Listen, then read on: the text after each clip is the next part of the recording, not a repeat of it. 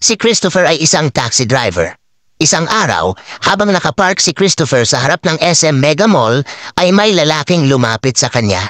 "Manong hatid mo naman ako sa BGC?" sabi ng lalaki. "Oh, sige po sir, sakay na po kayo," sabi ni Christopher. Habang bumabiyahe sila ay nakita ng lalaki ang kanyang asawa na pumasok sa isang hotel na may kaakbay na lalaki. Pinahinto niya agad ang taxi ni Christopher. "Bakit po sir? Malayo pa po tayo sabi ni Christopher. "Alam ko, gusto mo bang kumita ng 20,000 pesos ngayon?" sabi ng lalaki. Natuwa si Christopher at nagtanong ng, "Bakit po? Anong gagawin?" "Pues bibigyan kita, pumasok ka lang sa hotel na yan at kalad ka rin mo palabas ang asawa ko at dalhin mo dito. Ito ang litrato niya, tignan mo maigi." Agad pumasok sa hotel si Christopher. Ilang sandali pa ay lumabas si Christopher na may kinakaladkad na babae at pinagsusuntok niya ito.